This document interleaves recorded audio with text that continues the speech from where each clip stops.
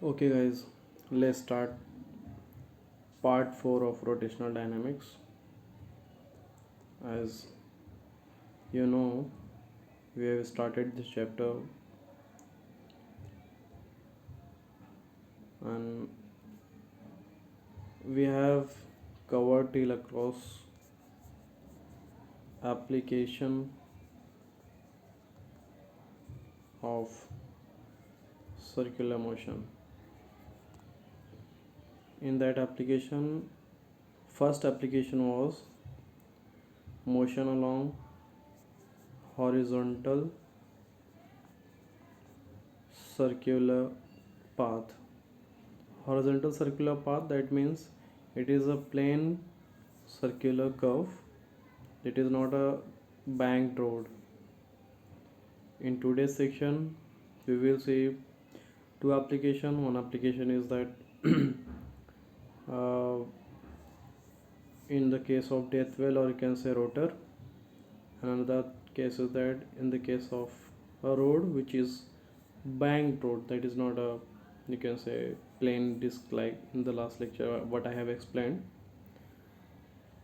In this lecture, we start from this topic, application of circular motion. The second application is in the case of death well or in the case of rotor. Death well basically एक तरह का stunt जैसा game है जो आप बहुत सारे मेले वगैरह में कहीं पे देखते हैं। एक वेल जैसा लकड़ी का पूरा सिलेंड्रिकल शेप जैसा बना रहेगा, कुआं जैसा दिखता है, और उसके इनर वॉल पे, इनर साइड में टू व्हीलर या फोर व्हीलर गाड़ी ऐसे चलते रहती मतलब ड्राइविंग करते हैं उसकी। लेकिन यहाँ पे सिचुएशन ये होती है कि जो आपने ये सिलेंड्रिकल शेप बताया, उस सिलेंड्रिकल शेप, उस सिलेंडर की जो ये वॉल है, वॉल के इनर साइड जो व्हीकल चल रही है उसका एक पर्टिकुलर स्पीड होता है। If the vehicle is not revolving, or you can say moving with a particular speed, it may fall from that height, or you can say it will not move in the circle of the well. So what happens in this case? We have two situations here. One situation is death well, another situation is rotor. Death well में आपको पता है कि जो wall है, cylindrical wall, वो rest पे रहती है और उसके अन्य साइड में बाइक या कार चलती है। लेकिन रोटर में ऐसा नहीं है। रोटर में ऐसा आप इमेजिन करो कि ये अंदर साइड की वॉल है, ये वॉल है, और यहाँ पे एक आदमी उस वॉल पे अपना बॉडी टिका के रखा है, और जो सिलेंड्रिकल ये वॉल है वो वॉल मूव करती है और आदमी रेस्ट पोजीशन पे ऐसे ही वहाँ पे टिका रहता है और ये वॉल मूव करते रहती है।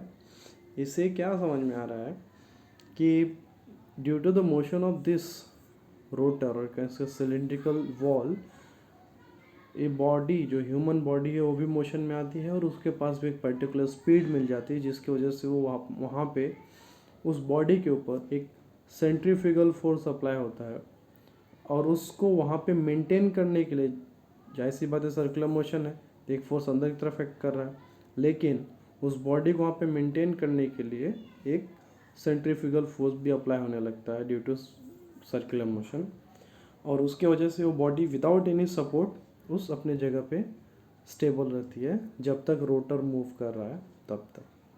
तो ये दो सिचुएशन है, आपको ध्यान में रखना है। सी in the case of death well, basically it is a vertical cylindrical wall of radius r, जो भी छोटा या बड़ा जी डिपेंड करता है उसका रेडियस कितना है, और उसके अंदर vehicle is driven at particular speed. एक पर्टिकुलर स्पीड पे या व्हीकल वहाँ पे चलाते हैं अंदर। आप डायग्राम देख सकते हैं जो भी है यहाँ पे। This is upper opening, this is the wall of this cylindrical shape that is called as well, death well. और उस अंदर साइड में एक बाइक है या फिर कार है जिसको एज अ पार्टिकल कंसीडर किया, पॉइंट ऑब्जेक्ट कंसीडर किया जा रहा है इस केस में, स्टडी केस में। और ये सेंटर है, सेंटर से यहाँ तक जो डिस्टेंस है उसका रेडियस है, और उसी सर्कल में वो मूव करेगी, रिवॉल्व करेगी पर्टिकुलर स्पीड पे। अगर उस पर्टिकुलर स्पीड कुछ भी हो सकता है, 50 kilometre, 40, depends upon that situation. और अगर उस स्पीड पे नहीं वो व्हीकल चलेगी तो यहाँ से नीचे गिर सकती है या फिर नीचे नीचे स्लिप हो सकती है, कुछ भी हो सकता है। सो यहाँ पे दो जो समझ में आ रही दो चीज़ें क्या है कि here F S means force of static friction.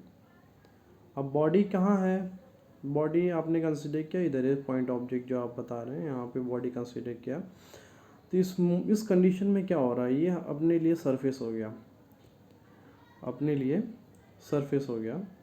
तो इस सरफेस में अगर आप ध्यान से देखेंगे, हमको बार बार बताना पड़ता है कि what are the different forces acting on that object. Suppose object यहाँ है और ये आपका वॉल का सरफेस है, तो ऊपर की हमेशा, नीचे की तरफ हमेशा क्या काम करता है, mg मतलब वेट। अब उसको बैलेंस कौन कर रहा है, उसको बैलेंस करने के लिए कोई ना कोई तो होगा वहाँ पे। इस केस में अगर आप देखेंगे तो ये सपोज ये व्हीकल का टायर हो गया और ये सरफेस हो गया, तो सरफेस और टायर के बीच में जो फोर्स लगेगा, कौन सा फोर्स लगेगा, स्टैटिक फ्रिक्शन। तो यहाँ पे जो स्टैटिक फ्रिक्शन है किसको बैलेंस करेगा, वेट को। और हमको बार बार बताना होता है कि what is the direction of normal. Normal मतलब क्या होता है, जो भी आपका सरफेस है उस सरफेस पे जो परपेंडिकुलर ड्रॉ किया गया उसको हम लोग नॉर्मल बोलते हैं। तो यहाँ पे ये सरफेस है, परपेंडिकुलर से ड्रॉ होगा यहाँ पे, तो ये जो डायरेक्शन दिखेगा वो नॉर्मल का डायरेक्शन होगा। तो यहाँ पे आप देख सकते हैं, यहाँ पे along the radius to the centre of circle that is the direction of normal. यहाँ पे तीन फोर्सेस काम कर रहे हैं, this one is F S, this one is normal and this one is weight mg। Okay, so static friction balances weight, and जो normal reaction है that is providing necessary centripetal force. Centripetal force is always written CPF, ध्यान में रखना। Centrifugal के लिए लिखा हूँ मैं CFF, centrifugal force and centripetal force. Centripetal force is along the radius towards the center, centrifugal is along the radius away from the center. This is the difference. Now what we have to keep in mind in both the cases, ये जो हम चाहे rotor की बात करें या फिर death well की बात करें, इन बोथ द केसेस ये चीज़ सेम है। जो स्टैटिक फ्रिक्शन है किसको बैलेंस करेगा, वेट को, और जो नॉर्मल एक्शन है क्या देगा, centripetal force. But what is the difference between these two, यहाँ दोनों में डिफरेंस क्या है। डेथ वेल में जैसे मैं पहले भी डिस्कस कर चुका हूँ, इन the case of death well body revolves on resting wall, मतलब जो वॉल है वो रेस्ट पे रहेगी और अंदर जो व्हीकल है, जो बॉडी ऑब्जेक्ट, वो रिवॉल्व करेगी। लेकिन इन द केस ऑफ रोटर, वो आदमी या फिर जो ऑब्जेक्ट है वो रेस्ट पे रहेगा, वॉल पे एकदम टैच रहेगा, और वो वॉल घूमते रहेगी, जैसे पूरी वॉल है वो वॉल घूमते रहेगी along with that attached object और कैंसर जो आदमी वहाँ पे खड़ा है वॉल के सहारे। दोनों में सेम चीज़ अप्लाई हो रही है। तो मैथमेटिकली हम लोग इस बात को कैसे दिखा सकते हैं कि हमने कभी क्या बताया कि जो एफ एस स्टैटिक फ्रिक्शन किसको बैलेंस कर रहा है, वो वेट को, तो दोनों इक्वल हो गया। तो हम लोग यहाँ पे F S equals to weight, और जो नॉर्मल रिएक्शन है क्या प्रोवाइड कर रहा है, centripetal force CPF। Centripetal force का फॉर्मूला क्या होता है, mv² upon R. In the case of centrifugal force we magnitude wise दोनों सेम होता है, मीन्स सेंट्रीपिटल फोर्स और सेंट्रीफ्यूगल फोर्स दोनों का वैल्यू यही है, मैग्नीट्यूड वाइज दोनों सेम है बट डायरेक्शन वाइज दोनों अपोजिट है। So you can see this F S is equal to mg and n equals to mv² upon are. But हमको पता है एफ एस का फॉर्मूला क्या होता है। स्टैटिक फ्रिक्शन का एक लिमिट होता है, उसका जो अपर लिमिट है वो μSn है, मतलब जो किसी भी दो सरफेस के बीच में जो मैक्सिमम स्टैटिक फ्रिक्शन हो सकता है कितना हो सकता है, μS इंटू n तक हो सकता है, या फिर उससे कम होगा या फिर उसके इक्वल होगा। So that is the situation here what we have written. And mu s, write the value of n. This is mv square upon r. So write the value of fs, we have written mg. So what we are getting here, आपको मिल रहा है m से m cut जाएगा, क्या मिलेगा, g is less than equal to mu S V square upon R. और हमको क्या चाहिए, वी स्क्वायर चाहिए, तो r को उस साइड ले लो, म्यू को इस साइड ले लो। तो V square will be, since it is less than, g is less than V square, तो V square will be greater than R G. और यहाँ पे जो अपना म्यू एस था वो डिवाइड हो जाएगा म्यू एस के फॉर्म में। तो बेसिकली क्या हो रहा है कि यहाँ पे अगर आप देख सकते हैं g is less than equal to V square R mu S, लेकिन हमको क्या चाहिए, वी स्क्वायर चाहिए। तो r को इधर ले लो और म्यू एस मल्टीप्लाइड है तो क्या हो जाएगा, डिवीजन में आ जाएगा। तो हमको क्या मिलेगा, are G upon mu S मिलेगा। और वी स्क्वायर जो ऑलरेडी ग्रेटर देन है, हम लोग उसको इस तरह से लिखते हैं। तो ये आपकी सिचुएशन है। So what is the minimum velocity, minimum speed हमको क्या चाहिए कि उस डेथ वेल में बने रहने के लिए। यहाँ पे मैक्सिमम स्पीड की बात नहीं की जा रही, हमको उस डेथ वेल में बना रहना, उस रोटर में बने रहना, टिके रहना। तो उसके लिए जो मिनिमम स्पीड है कितनी आ रही है, square root R G upon mu S. Now see what we have to do here. यहाँ पे आपको ध्यान रखना है एक ही बात, note, keep in mind that from the above two application it is clear that जो भी दो एप्लीकेशन, पहला एप्लीकेशन हमने देखा था कि अलॉन्ग हॉरिजॉन्टल प्लेन रोड, कोई बैंकिंग नहीं थी, कोई राइजिंग नहीं था। और अभी जो दूसरा एप्लीकेशन देखा वो डेथ वेल का देखा और जो रोटर का बताया। ये दोनों ही एप्लीकेशन में अगर आप ध्यान से देखोगे तो फर्स्ट जो नोट करने के लायक है, for an unbanked road, banking का मतलब क्या होता है कि जैसे कि ये प्लेन सरफेस है, ऐसा रोड है और रोड का ये हॉरिजॉन्टल सरफेस है, और ऐसा ये इनर पार्ट है और ये आउटर पार्ट है। अब क्या किया, किसी टर्निंग पे व्हीकल की सेफ्टी के लिए आउटर पार्ट को थोड़ा किसी एंगल से ऐसा ऊंचा कर दिया, इस साइड थोड़ा एक पर्टिकुलर हाइट से उसको ऊंचा कर दिया, और रोड का एंगल ऐसा बन गया, ये हॉरिजॉन्टल है और ये उसका सरफेस हो गया। तो ये जो एंगल बन रहा है बीच में, दैट इज़ इंक्लाइनेशन। और ये जो ऊंचा हुआ और जो हाइट बढ़ गई आउटर साइड में as compared to inner side, इसी को हम लोग क्या बोलते हैं, बैंकिंग बोलते हैं। कि ये सिर्फ टर्निंग में बनाया जाता है, ऐसा नहीं कि प्लेन स्ट्रेट रोड है वहाँ पे बनाया जाएगा, नहीं। जहाँ पे टर्निंग है, टर्निंग लेते समय बॉडी पे सर्कुलर मोशन एक्सपीरियंस होता है, और जो भी ऑब्जेक्ट है उसके ऊपर सेंट्रीफ्यूगल फोर्स लगता है, और सेंट्रीफ्यूगल फोर्स अगर स्पीड ज़्यादा रहेगी तो उसकी वजह से बाहर बॉडी चली जा सकती है। तो उसको मेंटेन करने के लिए, उसको रेजिस्ट करने के लिए रोड को थोड़ा सा ऊपर ऐसा हाइट में बनाया जाता है, that is called as banking. तो यहाँ पे बोला है कि रोड प्लेन है, एकदम प्लेन रोड है, कोई बैंकिंग नहीं है। So for unbanked road theta equals to 0। जब थीटा 0 रहेगा तो turning speed means V has upper limit. इसका मतलब क्या हुआ कि हम लोग वेलोसिटी, जैसे कि ये रोड है, मैं बोल रहा है इस रोड पे आप मैक्सिमम टर्निंग जो है उस पर 30 किलोमीटर पर आवर के हिसाब से ही मैक्स टू मैक्स इतना स्पीड रहेगा तो आपका व्हीकल टर्न ले सकता है, यहाँ से यहाँ जा सकता है। लेकिन अगर आपने 40 किलोमीटर के हिसाब से यहाँ पे टर्निंग लिया तो यहाँ पे टर्निंग नहीं होगा, ये गाड़ी क्या होगी, व्हीकल क्या होगी, आपका सर्कुलर पाथ क्रॉस करके दूसरी तरफ आउटसाइड वो चली जाएगी। तो ये 30 kilometre per our is the maximum speed for this unbanked road. इसलिए यहाँ पे बार बार बोला गया है, इसके लिए हमको मिलता है अपर लिमिट, लोअर लिमिट नहीं बताया है, अपर लिमिट बोला कि 30 इज़ द अपर, इससे ऊपर आप स्पीड नहीं ले जा सकते। उसके बाद देखो दूसरा जो नोट करने लायक है, for a road banked eight 90 degree, ये कौन सा कंडीशन है, रोटर का कंडीशन। जैसे कि आपने डेथ वेल में देखा था, डेथ वेल में क्या सीन हो गया कि ये हॉरिजॉन्टल सरफेस तो यहाँ है, लेकिन आप बैंकिंग जब किया तो ऐसे बैंकिंग नहीं है। आप देखेंगे जो एंगल बना है वो सीधा ऐसा बना है, इन दोनों के बीच में बना है। वॉल ऐसा है, इस तरह वॉल है, और हॉरिजॉन्टल, दोनों के बीच में कितने का एंगल है, 90 डिग्री का। तो 90 डिग्री में जो मोशन कर रहा है अंदर, बॉडी जो अंदर मोशन कर रही है, उसमें आप मैक्सिमम लिमिट नहीं दे सकते, जैसे 30 किलोमीटर इतना नहीं, उसमें आपको देना पड़ता है लोअर लिमिट यानी मिनिमम। जैसे कि जैसे कि ये वर्टिकल वॉल है और उस पर बोल दिया अगर आप 50 किलोमीटर पर आवर से कम स्पीड करेंगे तो यहाँ से नीचे गिर जाएंगे। मतलब इससे ज़्यादा स्पीड हो सकता है लेकिन इससे स्पीड कम नहीं हो सकती। कौन सी केस में? 90 डिग्री में। तो ऐसी केस में आपने क्या बताया कि आपने दिया लोअर लिमिट का वैल्यू बताया। तो 90 डिग्री के केस में आपको लोअर लिमिट मिलेगा और अनबैंक 0 डिग्री केस में आपको अपर लिमिट वैल्यू मिलेगा। अब इसके अलावा आपको जो नोट करना है, it means for any other banking angle, मतलब 0 से लेके 90 के बीच में, मीन्स 1 से लेके 89 तक जो भी रहेगा, टर्निंग स्पीड जो होगी उसके पास दो केसेस होगा, that speed will have upper as well as lower limit.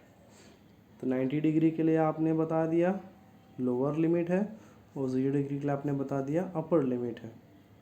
अब एंगल ऑफ बैंकिंग अगर 0 से लेकर 90 के बीच में थीटा इन ऐसा है तो वहाँ पे आपको जो वैल्यू मिलेगी स्पीड की वो अपर लिमिट और लोअर लिमिट दोनों केस में मिल सकती है। Now we go for the third application. Third application यहाँ पे आपको प्रॉपर बैंकिंग ऑफ रोड के बारे में है। Vehicle on a bank road, sometimes it is also called as banking of road, या फिर और सुपर एलिवेशन, क्या बोल सकते हैं उसको हम, super elevation. Banking of road पहले भी एक्सप्लेन किया था मैं आपको, जैसे कि प्लेन सरफेस है और ये टर्निंग है और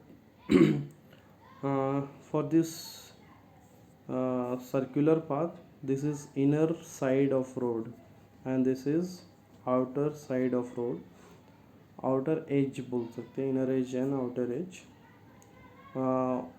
For the safe turning, for the safety speed or safety turning, outer edge of road is elevated or it is risen with some angle theta. एक प्रॉपर एंगल लेते हैं उसके हिसाब से इस आउटर एज को थोड़ा सा हाइट पे कर देते हैं, ऊंचा उठा देते हैं as compared to inner edge. ये हॉरिजॉन्टल सरफेस है, इसके रेफरेंस से आप देखेंगे तो this outer edge will be at some height as compared to the inner edge. This angle will called as, this process is called as banking of road at turning. Turning पे किया जाता है, हर जगह नहीं। And this angle is called as theta will be called as angle of banking। ठीक है, तो यहाँ पे बैंकिंग का मतलब है कि रोड का आउटर एज थोड़ा सा एलिवेटेड रहेगा, थोड़ा सा ऊपर हाइट में उठाया रहेगा, दूसरा कुछ मीनिंग नहीं समझना उसको। Now see what is the things what we have to note here. A vehicle while taking a turn on a horizontal road, the force of static friction between tire and road surface provide necessary centripetal force or balances centrifugal force। अभी road पे turning पे आपकी vehicle जा रही है तो जो tyre है, टायर और जो रोड सरफेस है दोनों के बीच में क्या लगेगा? Static friction. और स्टैटिक फ्रिक्शन क्या प्रोवाइड करेगा आपको? सेंट्रीपिटल फोर्स, क्योंकि ये सर्कुलर पाथ है तो यहाँ कहीं सेंटर होगा, तो सेंट्रीपिटल फोर्स कौन प्रोवाइड करेगा? ये स्टैटिक फ्रिक्शन। या फिर ये जो स्टैटिक फ्रिक्शन है किसको बैलेंस करेगा?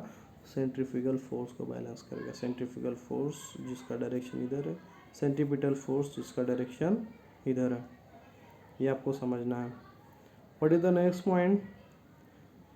Frictional force has upper limit.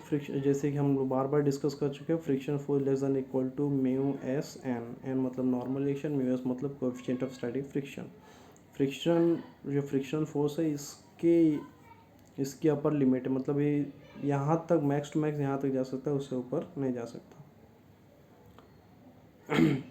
इस value is not uniform on the road surface. Road surface पे हर जगह इसकी वैल्यू यूनिफॉर्म नहीं है, क्योंकि रोड हर जगह यूनिफॉर्म नहीं रहता, इवन नहीं रहता, रफ सरफेस रहता है, तो हर जगह फ्रिक्शन का वैल्यू चेंज होते रहता है। So in real life only frictional force is not enough for the safe turn. अगर टर्निंग सेफ लेना है तो सिर्फ फ्रिक्शनल फोर्स के भरोसे आप नहीं रह सकते। आपने बोला कि फ्रिक्शनल फोर्स ऐसा रोड पे टाइनिंग लेना है और टायर है और रोड से एकदम चिपक के जा रहा है, आपने बोला फ्रिक्शन फोर्स तो लग ही रहा है, एकदम स्पीड तेज़ कर देता हूँ, लेकिन स्पीड तेज़ करने की वजह से बॉडी में क्या लगेगा, सेंट्रीफ्यूगल फोर्स, और आप सीधा रोड के बाहर। तो सिर्फ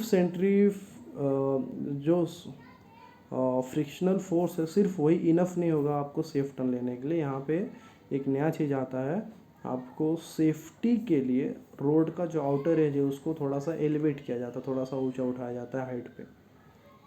so that is what called as banking of road. The outer edge of road is raised with respect to inner edge from the horizontal surface. Outer edge रहेगा उसको थोड़ा सा ऊंचा कर दिया जाएगा as compared to inner surface, inner edge. This process is called as banking of road. On and the angle theta between horizontal surface and elevated surface, जैसे कि horizontal surface और elevated उसके बीच में जो angle बनेगा that theta is called as angle of banking.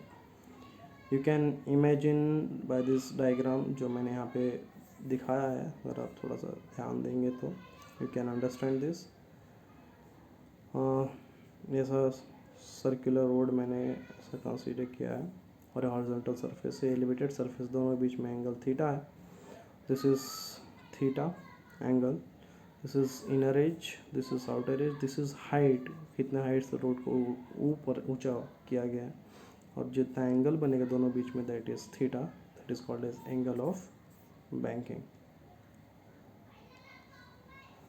सो यहाँ तक आपको समझना है. और इस डायग्राम ये जो सिचुएशन है, सिचुएशन में सपोज़ आपने यहाँ पे इसको देखा, तो यहाँ पे अगर सपोज़ आप बोल रहे कि यहाँ पे कोई व्हीकल जा रही है, सपोज़ कोई सा व्हीकल जा रही है, आप पीछे से उसको ऑब्जर्व कर रहे हैं, ये व्हीकल इधर जा रही है, ऐसा नहीं कि इधर नहीं जा रही है, इधर जा रही है. हाँ, ध्यान देना है थोड़ा सा. तो ये जो व्हीकल है ये पीछे से आप यहाँ से ऑब्जर्व कर रहे हैं, बेसिकली यहाँ से ये आपका फ्रेम ऑफ रेफरेंस यहाँ से देख रहे हैं, व्हीकल इधर जा रहे हैं, इसी पिछला हिस्सा आपको नज़र आएगा. तो इस तरह से इमेजिन करना है. ये हॉरिजॉन्टल सरफेस पे नहीं है व्हीकल, कुछ इस तरह थोड़ा एलिवेटेड सरफेस पे है. तो थोड़ा सा इसको डायग्रामेटिक फॉर्म में अगर अंडरस्टैंड करना है तो हम लोग यहाँ पे देखते हैं. This is horizontal surface, this is elevation और कैन से एलिवेटेड सरफेस, और कितना एंगल है दोनों बीच में, थीटा. अब जो भी हम लोग कंसिडर करें थी, व्हीकल है, व्हीकल का टायर है, हम लोग पीछे से एकदम पिछला हिस्सा हम लोग देख रहे हैं, ऐसा नहीं कि यहाँ सामने से देख रहे हैं. ये सर्कुलर रोड ऐसे रहेगा और यहाँ से आप ऑब्जर्व कर रहे हैं इसको, ऐसा देख रहे हैं. तो ये आपका फ्रेम ऑफ रेफरेंस है. तो यहाँ से जब आप देख रहे हो, तो जब भी मास बताना होता है, नॉर्मल रिएक्शन बताना होता है, that is always consider from this centre of mass. ये वेट है, सॉरी ये वेट है. और नॉर्मल रिएक्शन जब बताना होता है तो आपको ये जब भी डिस्क्राइब करना होगा तो हमेशा बॉडी का, व्हीकल का सेंटर ऑफ मास कंसीडर किया जाता है. तो वहाँ सेंटर ऑफ मास से हमेशा वर्टिकल डाउनवर्ड क्या एक्ट कर रहा है, mg, दैट इज़ वेट. और यहाँ से ये सरफेस है, सरफेस पे परपेंडिकुलर कौन एक्ट करेगा, नॉर्मल रिएक्शन. और नॉर्मल रिएक्शन इधर एक्ट कर रहा है लेकिन आपका वेट इधर एक्ट कर रहा है, ये कुछ बैलेंसिंग तो हो नहीं रहा. अब ये बैलेंसिंग हो नहीं रहा है तो हम लोग क्या करते हैं, नॉर्मल रिएक्शन को दो कंपोनेंट में रिजॉल्व कर देंगे, वर्टिकल कंपोनेंट एक, हॉरिजॉन्टल कंपोनेंट. अब जाहिर सी बात है, रोड ऐसा है तो जो उसका सेंटर होगा इस तरफ होगा. जब सेंटर इस तरफ है तो ये जो पार्ट है ये इस सेंटर की तरफ जा रहा है और ये ऊपर जा रहा है. तो ये जो हिस्सा है किसको बैलेंस करेगा, mg को बैलेंस करेगा. ये हिस्सा क्या देगा मुझको, सेंट्रीपिटल फोर्स देगा. तो वही ये जो एन साइन थीटा है that will give us centripetal force, N cos theta will balance mg. तो इतना आपको ध्यान में रखना है. अब ये बैलेंसिंग एक इसका क्या, आप ये रिजोल्यूशन कैसे होता है, रेजोल्यूशन करने के लिए सपोज़ एक मैं छोटा सा एक्सप्लेनेशन करता हूँ, ट्राई टू अंडरस्टैंड. जैसे कि आपके पास यहाँ पे ऐसा नॉर्मल रिएक्शन के लिए ऐसा था, तो आपके लिए हॉरिजॉन्टल जो सरफेस है इस तरह से आया और वर्टिकल यहाँ पे एंगल कितना बना, यहाँ पे थीटा. आपके लिए नॉर्मल रिएक्शन है. तो आप बेसिक जो ज्योमेट्री ट्रिग्नोमेट्री हम लोग पढ़े बचपन में, इसको अब बना लो, एक रेक्टेंगल बना लो ऐसा कंस्ट्रक्ट करके, तो ये 90 डिग्री है, 90 डिग्री हो गया। तो ये जो नॉर्मल रिएक्शन है आपके लिए हमेशा हाइपोटेनस जैसा काम करेगा, दैट इज़ हाइपोटेनस थीटा यहाँ पे है। तो आपको दो वैल्यू निकालना है, एक इस साइड की, दूसरी इस साइड की। बट जो डायग्राम है उसमें थीटा जिस तरफ लिखा होता है that is always an cos theta, उसके अलावा जो दूसरी साइड रहती है that is N sine theta. अब ये कैसे आया? ये आया, अगर आप ध्यान से देखेंगे तो आपको मालूम पड़ेगा कि this hypotenuse is N and this is angle theta, but we have to find this adjacent side. Adjacent side हम लोग कौन से फॉर्मूले में निकालते हैं? Cos theta. Adjacent side that is X Y Z, कुछ भी ले लो, एक्स अपॉन हाइपोटेनस। हाइपोटेनस का हो गया एन। अभी एन को आप इधर लेंगे तो एक्स का वैल्यू क्या मिलेगा? N cos theta. मतलब ये जो साइड है इसका वैल्यू क्या मिला? N cos theta. उसी तरह जब आप दूसरी साइड के वैल्यू निकालेंगे, इसका वैल्यू निकालेंगे, तो ये जो एंगल है, ये एंगल यहाँ पे तो अप्लीकेबल है नहीं है ट्रायंगल में, तो हमको इसका अल्टरनेट एंगल कंसीडर करना पड़ेगा। तो यहाँ पे एंगल कंसीडर करना पड़ेगा दिस थीटा। वे थीटा हो गया, ये 90 डिग्री और हाइपोटेनस इज एन। आपको चाहिए ये वाली side, but this side is opposite to this theta. Opposite किस में आता है? साइन थीटा में आता है। Sine theta is equal to जो भी इसको मैंने सपोज वाई दिया, Y upon hypotenuse that is N. तो y का वैल्यू क्या हो जाएगा? y का एन इधर चले जाएगा, y will be N sine theta. ये रिजोल्यूशन है। तो y का इस केस में जब आप वैल्यू निकालते हैं तो दिस इज़ नॉर्मल, ये हो जाएगा आपका, ये थीटा यहाँ पे दिया हुआ है, तो थीटा के जो साइड वाली है उसका वैल्यू हो जाएगा एन कॉस थीटा और दूसरा का वैल्यू हो जाएगा एन साइन थीटा। बस ये रिजोल्यूशन है, ध्यान में रखना है हमेशा। ये बार बार आएगा, N cos theta, N sine theta, ये नॉर्मल रिएक्शन। यहाँ पे जो वैल्यू दिया है मीन्स थीटा का जो दिया रहता है वो सिर्फ यहाँ का दिया है, ये मैंने अंडरस्टैंडिंग के लिए बनाया बाद में, तो समझ जाना उसको। ये इसलिए लिया है क्योंकि ये एंगल दोनों अल्टरनेट एंगल, ये पैरेलल लाइन है, अल्टरनेट एंगल इक्वल होता है, इसलिए दोनों उसको कंसीडर कर सकते हैं इक्वल। यहाँ पे कंस्ट्रक्शन करके रेक्टेंगल बनाना पड़ता है। So moving ahead,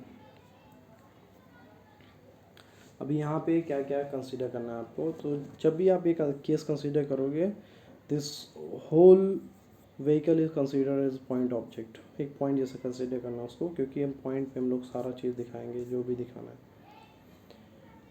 and what we have to ignore? We have to ignore friction and air resistance. यहाँ पे जो फ्रिक्शन, इस केस में जो फ्रिक्शन और रेजिस्टेंस को इग्नोर करके हम लोग कंसीडर कर रहे हैं एज अ पॉइंट ऑब्जेक्ट। अब यहाँ पे दो चीज़ है, बॉडी का जो वेट है that is directed vertically downward, this weight is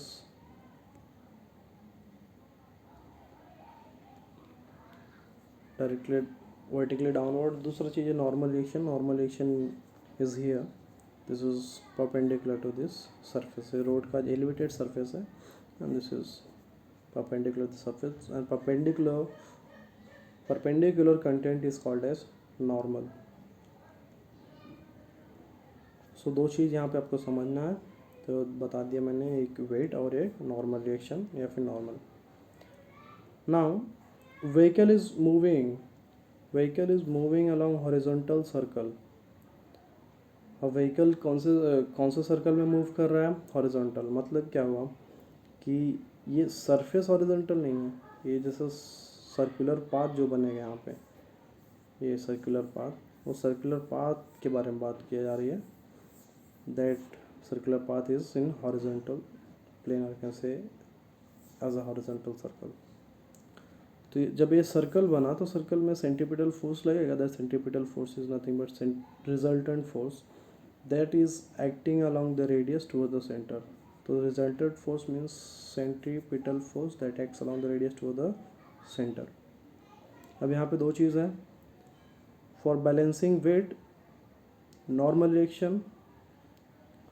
अब जो वेट बैलेंस कर रहा है, वेट किधर गया? नीचे। अब यहाँ पे पॉइंट था, मीन्स पॉइंट ऑब्जेक्ट कंसिडर किया, यहाँ पे नॉर्मल रिएक्शन था। तो नॉर्मल रिएक्शन तो वेट को मैनेज पूरा बैलेंस तो कर नहीं रहा है। सो वेट को बैलेंस करवाना है तो आप क्या करोगे, नॉर्मल रिएक्शन को रिजॉल्व करोगे दो कंपोनेंट में। एक कंपोनेंट कौन सा मिला आपको, N cos theta, this is angle theta, and this component is called as N sine theta. तो जो वेट को मैनेज कर रहा है, बैलेंस कर रहा है, वो that is N cos theta है। दोनों अपोजिट डायरेक्शन में, दोनों का ऐड करना, आंसर कितना आएगा, 0। So N cos theta which balances weight, and N sine theta that is providing necessary centripetal force. इतना आपको ध्यान में रखना है। Now by mathematical, n cos theta that is equal to weight and n sin theta that is equal to centripetal force। centripetal force के बारे में हम लोग पहले डिस्कस कर चुके हैं, that is mv square upon r, this is formula of centripetal force।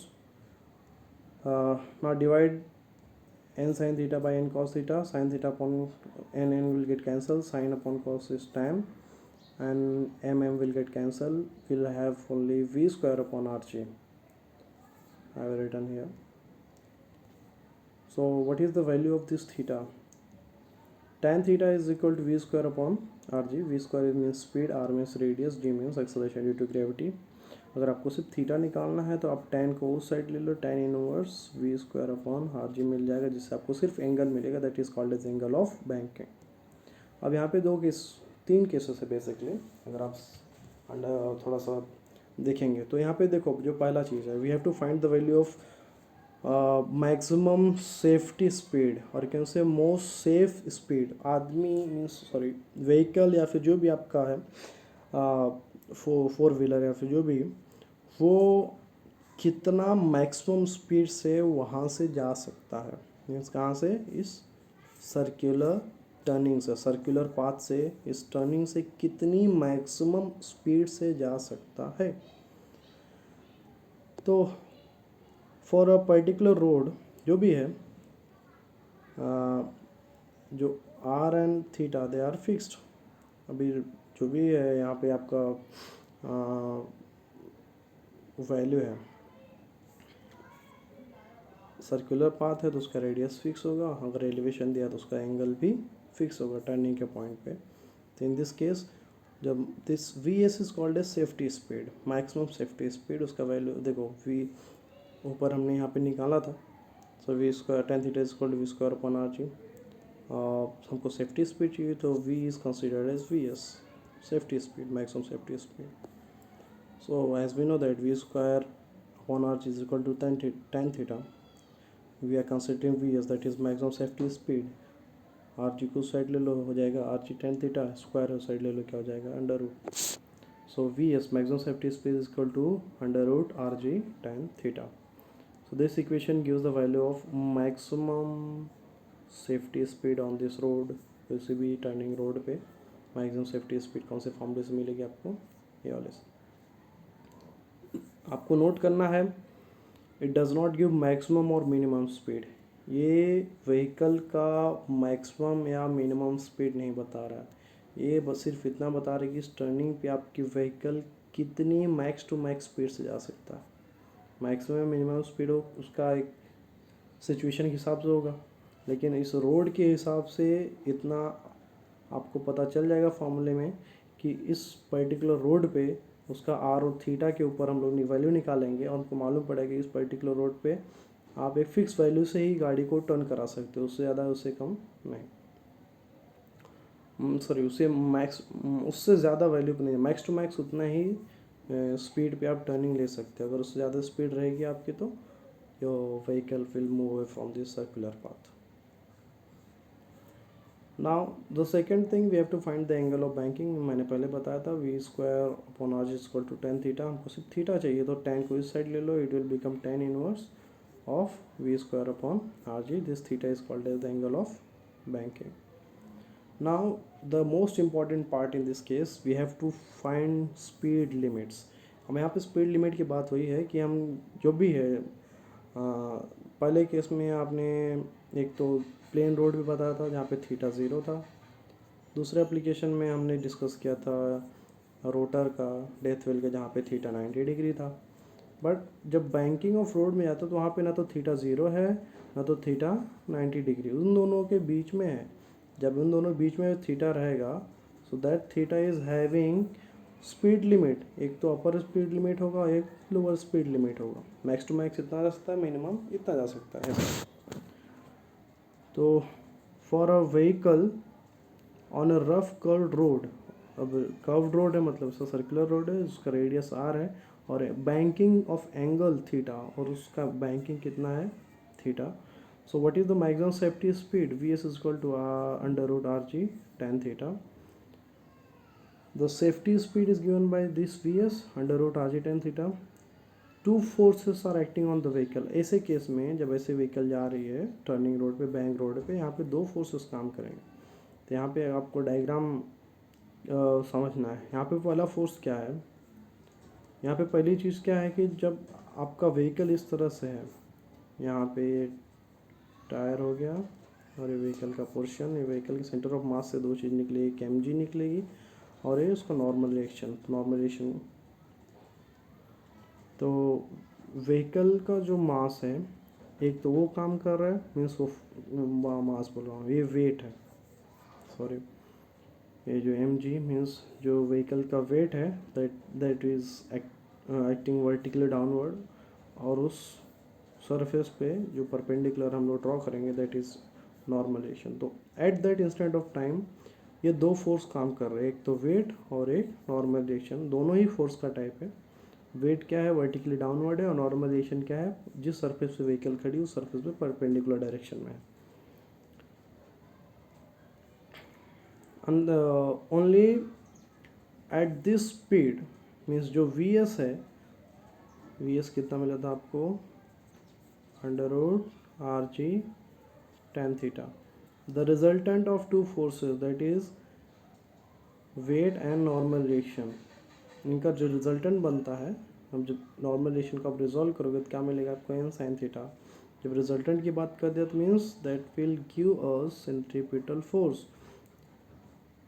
The resultant of these two things, that is weight and normalization, is n sin theta, and which is nothing but the necessary centripetal force that is produced by the resultant action of these two forces. तो ये जो दोनों ही force है, weight और normalization, इनकी वजह से जो रिजल्टेंट मिल रहा है आपको एन साइन थीटा.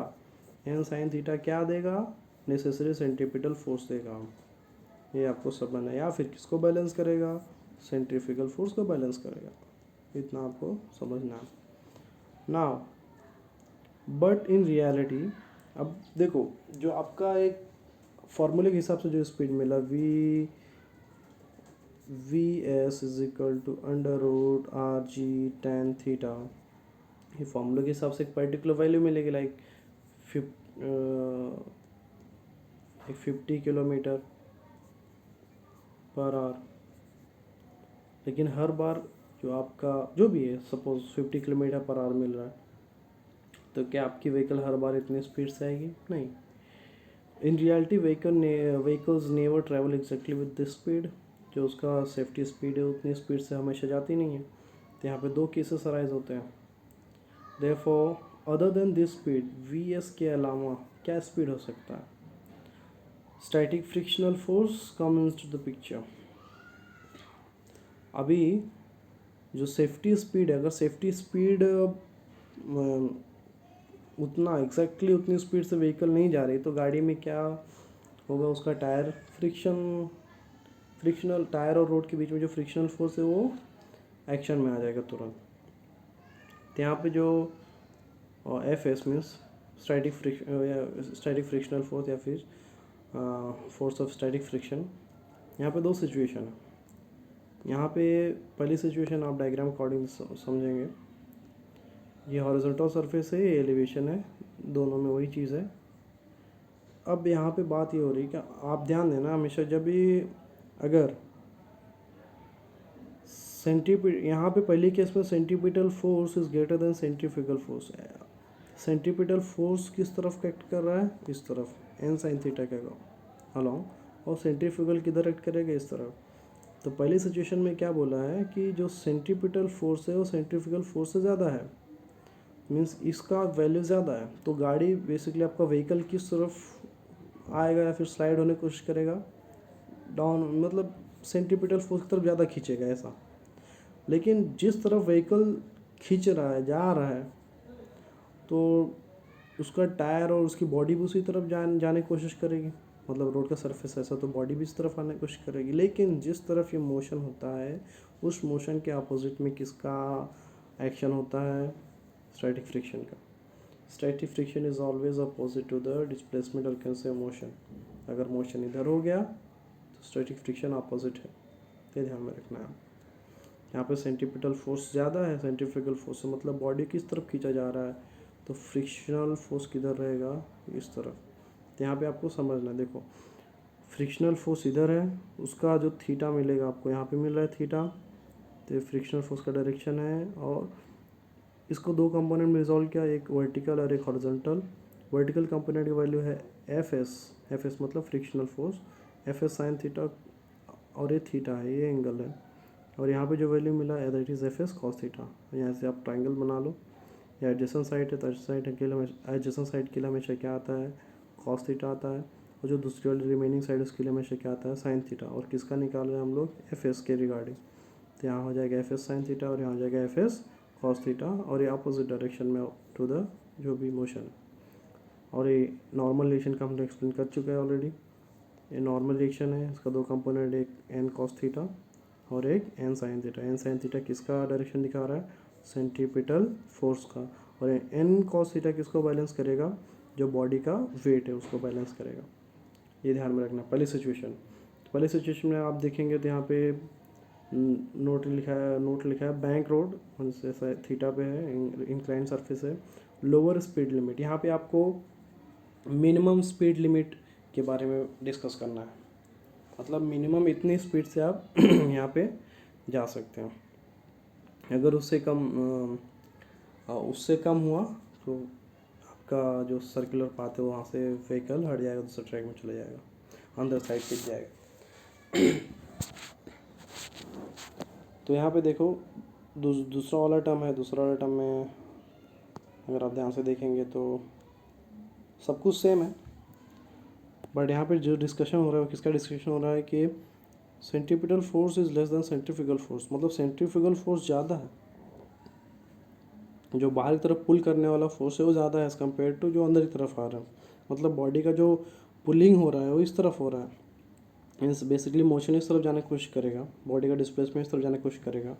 लेकिन जो डिस्प्लेसमेंट जिस डायरेक्शन में जा रहा है उसके अपोजिट डायरेक्शन में किसका काम होता है? हमेशा फ्रिक्शनल फोर्स का। तो आपको समझना है। तो फ्रिक्शनल फोर्स इधर आ गया, इसको फिर से कंपोनेंट में जब रिजॉल्व करेंगे तो आपको एक वर्टिकल और एक हॉरिजॉन्टल कंपोनेंट मिलेगा। तो थीटा यहाँ पे है और हॉरिजॉन्टल कंपोनेंट का वैल्यू क्या होता है? हमेशा कॉस थीटा से रिलेट होता है। तो एफ एस कॉस थीटा और वर्टिकल क्या है? F S sine theta. और ये हमने पहले भी डिस्कस कर लिया है। तो बस ये दो चीज़ का डिफरेंस रखना है आपको। जब फ्रिक्शनल फोर्स डाउनवर्ड की तरफ एक्ट कर रहा है मतलब आपको अपर लिमिट का वैल्यू मिलेगा स्पीड का, और जब फ्रिक्शनल फोर्स अपवर्ड की तरफ एक्ट कर रहा है तो आपको लोअर लिमिट मिलेगा। लोअर लिमिट मतलब मिनिमम स्पीड, अपर लिमिट मतलब मैक्सिमम स्पीड। ये ध्यान में रखना। यहाँ पे जो नोटेशन है उसके बारे में बता दे दूँ। सेंट्रीफ्यूगल फोर्स का नोटेशन लिया है और सेंट्रीफ्यूगल फोर्स का फॉर्मूला सेंट्रीपिटल फोर्स के इक्वली होता है, बट यहाँ पे दो केस है इसलिए वेलोसिटी 1 v1 और वेलोसिटी 2 v2 लिया है, दो बार अलग अलग। तो यहाँ पे पहला केस क्या है? पहला केस है आपके पास, we are considering for centripetal force is greater than centrifugal force. तो उस केस में क्या होगा?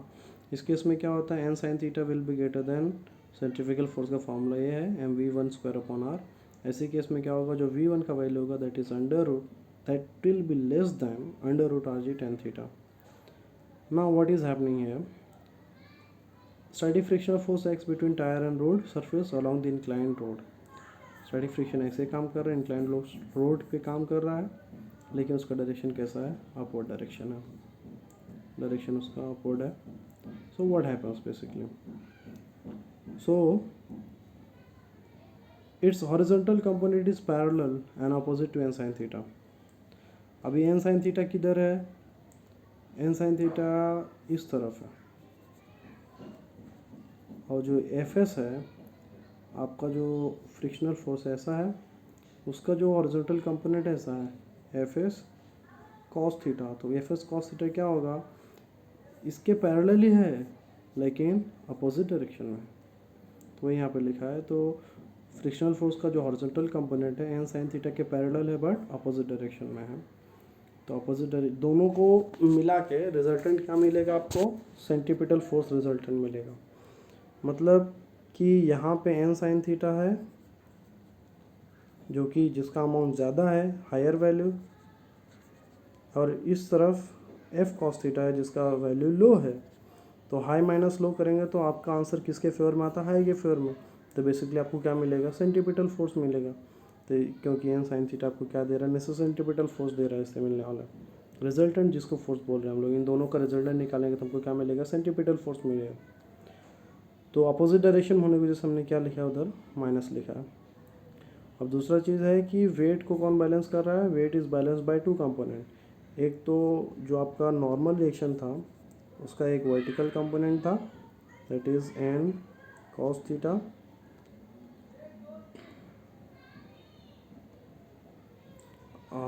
नॉर्मल रिएक्शन का vertical component N cos theta, और आपका जो फ्रिक्शनल फोर्स उसका भी वर्टिकल कंपोनेंट था, that is F S sine theta.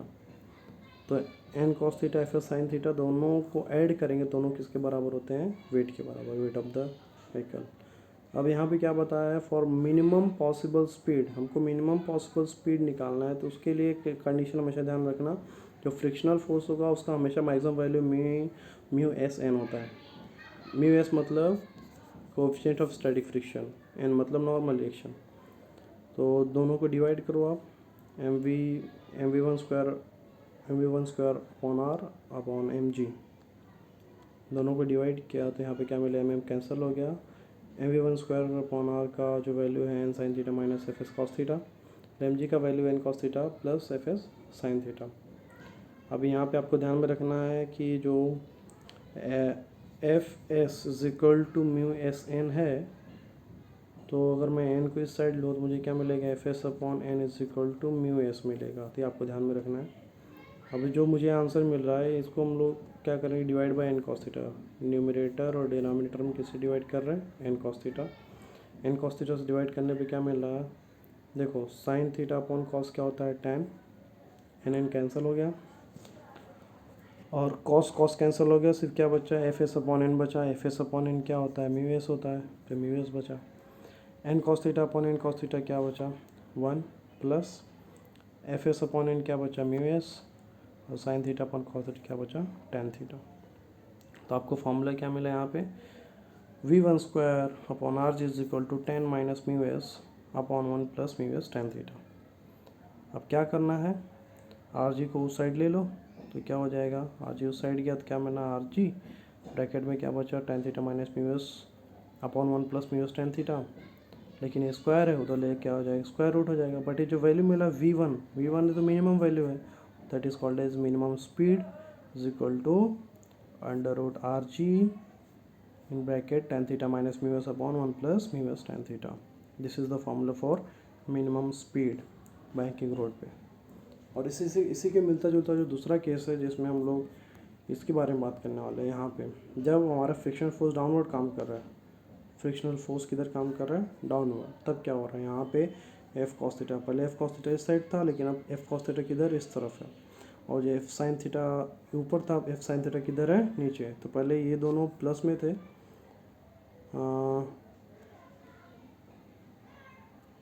पहले ये दोनों प्लस में थे, N sine theta F sine theta, लेकिन अभी ये दोनों अपोजिट डायरेक्शन में गए और ये दोनों प्लस में आ गए। पहले ये दोनों अपोजिट थे, ये दोनों प्लस में थे, एक तरफ थे। अब ये दोनों एक तरफ है, मतलब एन साइन थीटा और एफ एस कॉस थीटा एक तरफ है, और एन कॉस थीटा और एफ साइन थीटा अपोजिट है। ये ध्यान में रखना है। सो दूसरा केस क्या है, for N sine theta is less than M V two square upon R, that is centripetal force is less than centrifugal force. Centrifugal force ज़्यादा, सेंटीपिटल फोर्स कम है, तो जो स्पीड होगा that will be greater than under root R G tan theta. R G tan theta से ज़्यादा होने वाला है। स्टैटिक फ्रिक्शन क्या है यहाँ पे, static friction that is acting along the inclination surface but in downward direction. कौन से डायरेक्शन में है वो, डाउनवर्ड। तो horizontal component of F S is parallel along N S. पहले हॉरिजॉन्टल कंपोनेंट किधर था, एफ कॉस थीटा इधर था, लेकिन अभी एफ एस कॉस थीटा किधर है, इस तरफ है। और एन साइन थीटा भी इस तरफ है, तो एन साइन थीटा और इस तरफ आपका एफ एस कॉस थीटा, दोनों एक तरफ है तो दोनों क्या हो जाएंगे, ऐड हो जाएंगे। तो यहाँ पे दोनों को क्या कर दिया, यहाँ पे ऐड कर दिया, N sine theta plus F S cos theta. दोनों रिजल्टेंट क्या दे रहे हैं, दोनों एक ही तरफ जा रहे हैं, मतलब सेंटर की तरफ जा रहे हैं, और दोनों फोर्स से क्या मिलेगा आपको, सेंट्रीपिटल फोर्स मिलेगा। क्या मिलेगा, सेंट्रीपिटल फोर्स। लेकिन यहाँ पे अगर आप ध्यान से देखेंगे तो एन कॉस थीटा तो ऊपर ही है, हमेशा ऊपर ही काम करता रहता है, लेकिन अभी जो है एफ साइन थीटा अब किस तरफ आ गया, नीचे की तरफ। दोनों का डायरेक्शन अभी अपोजिट है, तो इसलिए बीच में क्या आ जाएगा यहाँ पे, माइनस। तो N cos theta minus F S sine theta, दोनों किसको बैलेंस करेंगे, वेट को बैलेंस करेंगे। किसको बैलेंस करेंगे हम, वेट को। अब इस केस में हमको क्या निकालना है, we have to find the maximum possible speed, मतलब गाड़ी मैक्स टू मैक्स कितना स्पीड से जा सकता है, उससे ज़्यादा स्पीड जाएगा तो बाहर चला जाएगा। तो आपके पास दो है, M V two square upon R upon M G करना है, इसको डिवाइड करना है, ए वाले इक्वेशन को ए वाले इक्वेशन से डिवाइड करना है। तो आपको क्या मिलेगा, M V two square upon R upon M G, M cancel हो जाएगा, इधर क्या मिलेगा आपको, N sine theta plus F S cos theta upon N cos theta minus F S sine theta. क्या करना है, divide numerator denominator by N cos theta. अभी वही जो यहाँ पे एडजस्टमेंट करना है आपको बता दिया है कि जहाँ हमको जब एन कॉस थीटा से डिवाइड करेंगे तो नीचे क्या मिलेगा, एफ एस अपॉन एन मिलेगा। जहाँ पे एफ एस अपॉन एन मिलेगा वहाँ पे आप क्या यूज़ करना है, म्यू एस यूज़ करना है। ये फॉर्मूले से जब एन कॉस थीटा से डिवाइड करोगे तो आपको आंसर क्या मिलता है, आपको आंसर मिलता है V two square upon R G tan theta plus mu S upon one minus mu S tan. पहले वाले केस में यहाँ पे माइनस था, यहाँ पे प्लस था, लेकिन ये वाले केस में यहाँ पे प्लस आ जाएगा और यहाँ पे माइनस आ जाएगा। ये मैक्सिमम लिमिट का केस है और पहले वाला मिनिमम लिमिट का केस था। ठीक है, तो अभी आर जी को आप उस साइड ले लो, आर जी उस साइड गया तो क्या मिला, R G tan theta plus mu S upon one minus mu S tan theta square है, उस साइड ये क्या हो जाएगा, square root. But V two is maximum speed, हम लोग सिर्फ क्या लिखेंगे, V max that is maximum speed. So ये बैंकिंग ऑफ रोड का नोटेशन है, 3 एप्लीकेशन था। इसके बाद आपका एप्लीकेशन ऑफ सर्कुलर मोशन में कॉनिकल पेंडुलम का सेक्शन है, उसको हम लोग नेक्स्ट लेक्चर में देखेंगे। So thank you.